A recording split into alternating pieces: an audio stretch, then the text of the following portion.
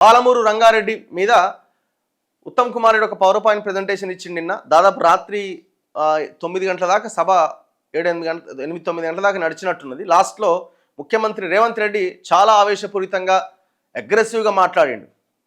రాయలసీమ ఎత్తిపోతల పథకం సంగమేశ్వరం అనే ప్రాజెక్టుని జగన్మోహన్ రెడ్డితో కలిసి ప్రగతి భవన్కి పిలిపించుకొని, ఆనాడు ప్రగతి భవన్, ఈరోజు ప్రజాభవన్, అక్కడికి పిలిపించుకొని ఇద్దరు కలిసి కూర్చొని ఒకటే కాంట్రాక్టర్కి పనులు అప్పజెప్పి దాన్ని కట్టించి మొత్తం కృష్ణా జలాలను దోపిడీ చేయడానికి ప్రయత్నించిన కేసీఆర్ ఆ ప్రయత్నం చేస్తే, నేను అధికారంలోకి వచ్చిన తర్వాత చంద్రబాబు నాయుడికి చెప్పి ఆ రాయలసీమ ఎత్తిపోతల పథకాన్ని అక్కడ నీళ్లు లిఫ్ట్ చేయకుండా ఆపిచ్చినా అని నిన్న ఒక స్టేట్మెంట్ ఇచ్చిండు.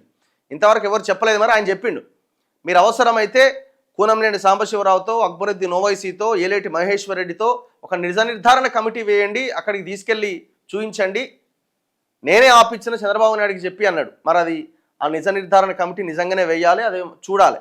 ఒకవేళ ఆపిస్తే గొప్ప విషయమే. అది ఎన్ని రోజులు ఆపగలుగుతారు? మొత్తం ఆ ప్రాజెక్ట్నే ఎత్తిపడేయాలి ఒక రకంగా చెప్పాలంటే.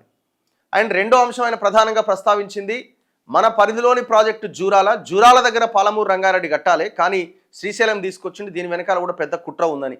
అండ్ మూడోది 299 టీఎంసీలకి అంటే పూర్తి వాటా తేలే వరకు వాటాల కొట్లాటను తేల్చాల్సింది ట్రిబ్యునల్స్. కానీ 20 ఏళ్ళుగా ఈ ట్రిబ్యునల్స్ ఏమీ తేల్చింది లేదు, ఏం లేదు. అక్రమంగా ప్రాజెక్టులు కడుతూనే ఉన్నారు, మన రాష్ట్రాన్ని ముంచుతూనే ఉన్నారు.